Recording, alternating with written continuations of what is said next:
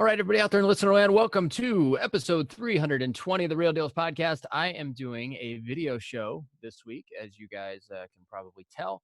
I wanted to basically do a breakdown this week of one of our more popular videos that I did way back in the day with Mr. Danny O'Bannon. So those of you guys that listened to the show early on, we had this Spokane project.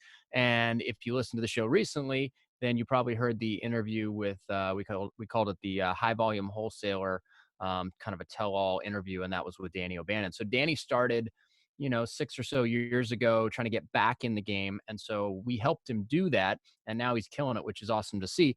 But one of the things that we did along the way to really get him to understand his market was to do kind of a high level market overview. And so we were able to kind of plug into his Spokane area via Redfin and really do kind of a market analysis. And so what I wanted to do was do a screen share with you guys here on this week's show and do a market analysis of Southeast Portland. And so you can kind of take everything that I'm doing here in this screen share and you can apply it to your own market when you're kind of trying to do an analysis of, where can you flip? Who's flipping? Is new construction getting done? What are the price points? What's moving? What's sitting? All those things, right? And then now we can also kind of relate that to the Corona deal, as to whether or not the market's still hot and what pockets are hot, what pockets are not, what price points are hot, what price points are not. We can kind of overlay that information as well. So this is going to be kind of a real-time market analysis of what's going on in Southeast Portland, and then I can kind of give you some history as well in terms of where the development has been happening, where new construction has been happening over the last few years, and how that's been pushing price points. And hopefully you can take that information and extrapolate it onto your market. So that's what we're going to do on this week's show. Most of this information that you'll see on a high-level overview, you can see in the streets too if you're building lists and you're driving for dollars like this right here, our Driving for Dollars app. Many of you guys are using that. That's how we build most of our lists. And that's why I know the area that we're going to go through here so well, is because we've done a ton of Driving for Dollars in these areas. And ultimately, we've done a lot of projects in these areas because of it. So that's going to be this week's show. I know you guys are going to get a lot out of it. So without further ado, I'm going to screen share.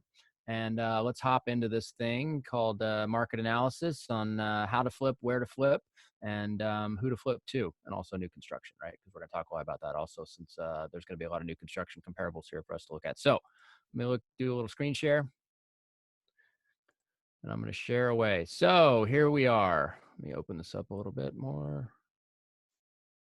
All right, so this is Redfin. For those of you guys that are familiar with it, it's a great tool. It's basically RMLS for those of us that have RMLS access and don't want to use it, or don't have RMLS access. So it basically aggregates data from every RMLS across the country, or at least a vast majority of them, and it puts it, on their platform here, or on their website for you to see. So for those of you guys that think that you need like subscription services to view comps and get information on sales and things like that, if it's a really cool subscription service, I'm not saying not to do it, but Redfin's free, and it's what we've been using for 10 years, or as long as they've been around, to basically comp deals, look at values, see what's moving, see what's not moving, and really get an idea of whether or not we want to do a deal in any given pocket. So this is what we've got going on here. This is Southeast Portland. And what I'm going to do is I'm actually going to look at a deal and kind of analyze it, a deal that we were looking at up in Northeast Portland this past week. And ultimately, we decided not to do it. It was too big of a project for the price.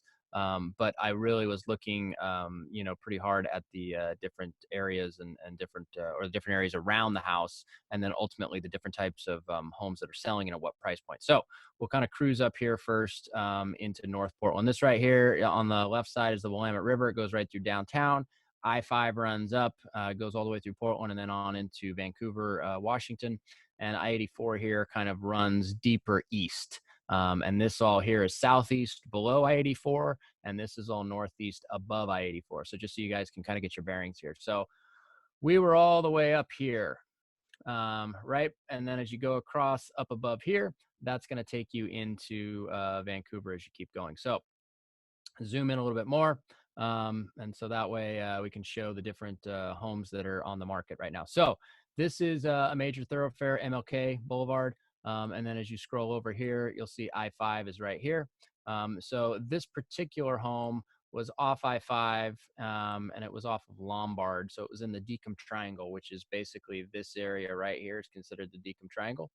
So one of the things you want to do once you have a house that, let's say this is a lead that was coming in that you guys were going to look at, how do you then use Redfin? Well, you put the address in, the house will come up. I don't want to put the address on here, but the house will come up, and then you can scroll down and it'll show an overhead view of the lot, where the lot is in the neighborhood. And then you just click map nearby homes for sale. And then this will come up, right? And so one of the things I like to do once you get to this point is you got some comps and or houses for sale that are pending, active or pending on the right side here. But one of the things you want to do right away is go over to the more filters here up in the top right corner. Click on that. And one of the things you want to make sure is on here is you go to status. And so for me, I like to make sure that I click on the active plus under contract pending as status. So it basically shows you actives and pendings this way. You don't want to just see actives. And you don't want to just see pendings. You don't want to see just coming soon. So this gives you a real good snapshot of what's on the market right now, what's selling and what's not selling. So that's that. So we apply filters there, right? So that gives us all the active and pendings. Now, another cool thing that you can do is go back up to the filters, scroll down a little bit, and then you can hit solds, right? And so you can hit solds for the last 3 months, the last 6 months, right? If you want to. I wouldn't advise going 6 months back right now if to underwrite a project just because of the volatility of the market right now. But if we can slim them down here, if we go last 3 months like this, and that shows sold. And then if we want to take them off, we just take them off of there right now like that. So now we're back to active and pendings on the market. So the house we were looking at, and I'll bring the solds back here in a minute, but I just want to kind of show you guys some stuff. So the house we were looking at was on Northeast 17th, which is right in this area right here. And so what I was trying to quantify is, okay, what are houses selling for in the immediate area? And so as you click on these, the first one here is going to be this guy right. Yeah, let's click. See. So 565, right? This red one here, every time you click on it, it gets red. So over on the right side here, you'll see an existing construction home, 565,000. This looks like it's, built probably in the 90s, which is newer for the area. It's, decent, nothing wrong with it. Just kind of your typical 90s looking house. It's not selling at 565. Then you got lower price point stuff right here at 399 that's on the market. This is an older home. Looks like it's got a little bit of wear and tear. It's dated, but it's clean. And you scroll down here a little more, you got 495. So that's kind of in between the two price points. This one's actually pending. So it's 3-bedroom, 2-bath. It's pending. 1,456 square feet. You can kind of scroll through the pictures on the right side here. It looks like it's well kept. They've done some updating to it. You kind of keep scrolling through here. You can see it almost looked like it's staged. And maybe not just well kept, but they've updated some of the kitchen here, as you can see. But then as you keep going, so now here's another listing at 765, right? So 765, this one is new construction. So when I look at an area, I want to see, where's the price point of the house that we're looking to buy. We were looking to buy this house for somewhere around 4, and we were going to sell it for somewhere around 6. It just ended up being too much work in the middle. But right here, you've got a big variance in price points in this area, right? You've got something all the way down to 400,000, which was the one that we just looked at. And then you've got this one here, this new construction for 765, which is basically, turnkey new construction. So when we look at an area like this, it's very dynamic because you can get a big variance in price point, right? And then as you scroll over here, you even got 799, right? So 799, this thing's pending. This isn't even new construction, actually. This is renovated. Wow. So this is kind of a turnkey live-in property, it looks like. Well, maybe not. Maybe it's staged. Well, so this is how we tell if it's a flip or not, right? So I'll click on this, and it'll take me to the listing here, right? And it'll give me more information on the property, not just the thumbnail on it. And so as we scroll through the pictures here, when I was looking through them, it looks very clean, almost too clean, right? This looks like staging to me. We'll keep scrolling just to see if I'm right. But it looks very, very clean and very staged. So if that's the case, we're looking up here. It went pending. It's been on Redfin for 24 days, which means this one went on market in the middle of the coronavirus pandemic. So basically the beginning of April, which is a good sign that it went pending at this high of a price point, in April. But let's scroll down here real quick and see what we got. So this gives you who listed it, gives you the information on the house, gives you an overhead view of exactly where it's at. You keep scrolling down here, and this is where you'll get some more information on it right here. Here's all the county records info. But what I'm interested in is down here, right? So right here, it shows that it was listed on April 3rd. It went pending on April 22nd. So it basically took about 20 days to go pending. They listed it at $799, which means they probably got relatively close to that price, maybe 780. Worst case, maybe 770. I don't know. But they got, it probably didn't take a lowball offer because they didn't even reduce it once. But an interesting thing here is that July 6, 2018, it sold for 289.6. So somebody bought it back in 18. They've done a lot of work to it. They probably moved out after they updated it, and now they've staged it since then. And so that staging obviously makes it look really nice, but it took about 20 days to sell. And if we go back to the overhead view here, you basically can see that $799 is a pretty high price point for the area. So we'll look at a low end one. So here's 300,000, right? So here's 299. This looks like a heavy fixer. Let's click on this. We'll open it up. So you're basically, 800,000 to 300,000. There's a $500,000 difference here in between. It says home needs a lot of updating. Could be a good rental in a prime development location.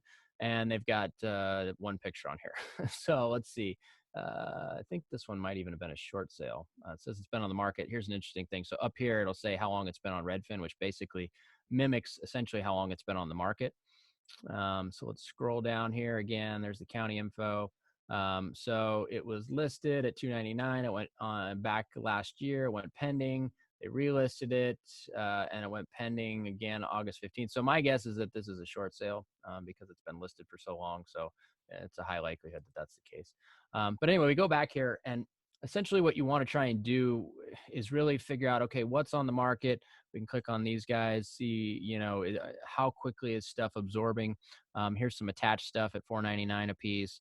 This one's this looks like a flip right here at $947.50. Let's see what this is. Stunning transformation. It's been on 54 days. It's active. Yeah, this looks like a flip to me.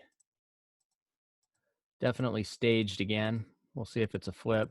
But as you can see, it's been on Redfin 54 days, $947,500. So kind of an odd price. 4 bedrooms, 3.5 bath, 3,100 square feet. You can see the agents. You can see where it is there. And then as we scroll down again, so it was listed at $995. It sold a year ago for $421. So this was probably just somebody renovating this house, but it took them a long time to renovate it because they listed it on March 4th. So right before the pandemic situation. So that was probably normal market situation. They reduced it on March 17th by 50 grand ish. And that was still pre-pandemic. And then a month later, they reduced it $1,500. So I don't know if that reduction is going to get you much, but it does look like it's a flip. So interesting to keep in mind. So anyway, you can kind of get an idea here of the different price points that are selling in the area. You can obviously tell this is a pretty good area based on that. So, you get a variance of probably about 300,000 for a heavy fixer to lot price, all the way up to about 800,000 for either new construction or fully renovated, bigger existing construction home. Now, if we go back to the filters here, let's scroll down here and let's hit the sold thing. Let's overlay some solds on here. And then we can see the different sold. So, there's some stuff for sale for 800,000. Here's one down here that's sold for 815. See what this guy looks like. It looks like, wow, existing construction. So that's a outlier for 815,000. Let's see if we can find another one up here. Here's 729. So here's some attached new construction here at 729. So again, new construction has been selling for, somewhere 700,000-800,000, something like that. Here's one over here. This is the other side of the freeway. So this is a little bit different area for, a 971. But in the immediate area here, there's not too much new construction that's sold. Here's a $700,000 one. Let's see what this is. That's a redone house here. So the area has definitely improved dramatically. This area used to be, much worse than it is now. So getting these high price points was a difficult thing to do, but now obviously people are proofing it. Now, one of the things that, as you move further east out here in Portland, generally the prices go down a little bit. You've got to go a little farther out now. As you can see, there's even a house here for $899 as you move farther out, and it's some attached stuff here. It's been on the market for a while. Looks like they're still building it. But one of the things that we used to really use as a dividing line was 82nd. So as you keep going away from the city core here, and you get out to 82nd, which is basically right here, you can see prices continually go down, down, down, down, down, down. So that's basically, it goes from good to not so good as you continue going east. So that's kind of how Portland works. But we'll scroll back over here and get back to the original neighborhood. So basically, to kind of in summation here, whenever we get a lead in and we want to see what's going on in the neighborhood, we want to see the different types of homes that are selling, whether it be renovated product, existing lived in product, new construction product, and we can kind of get an idea of the different price points and how quickly it's selling, even in the pandemic situation right now. This is the best way to do it. It kind of overlays everything right on here for you to see. And it's pretty easy for me to understand what's what when I look at it like this. You know, when I look at an RMLS comp sheets that, you know, you print out or you look at, they're kind of just one after the other. You can't really see where they fall on the map. And you can even zoom in here. You hit the zoom button, you can zoom in further and you can see them if you want, or you can zoom out. It just depends on how you like to look at it, how close in you want to look at it. But for me, I'm a very visual learner. So to look at a pocket or a market from an overhead view like this, it just makes things make sense in terms of value. Where are the value lines at? Where, you know, is new construction infiltrated this area yet? As it proof to higher price points?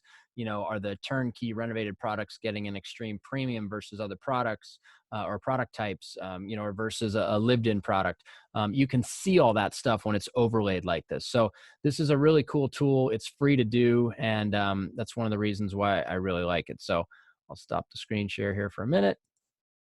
So one of the things that, you know, we do to get lists is we do a lot of driving for dollars. And so we'll go into these areas and we'll drive. And then once the leads come in, we'll look at them like this. But, you know, once you do a deal or two in an area like this, you really get to know it even more. But, you know, from a quick overhead view, this is how we underwrite any leads that come in from the list that we create, whether they're driving for dollars, code violations, non-owner occupied, whatever they are, right? I mean, we don't mail generally just non-owners very often, but you get my point, is that once the lead comes in, we use Redfin to really kind of tell us or show us the data of what's going on in that neighborhood.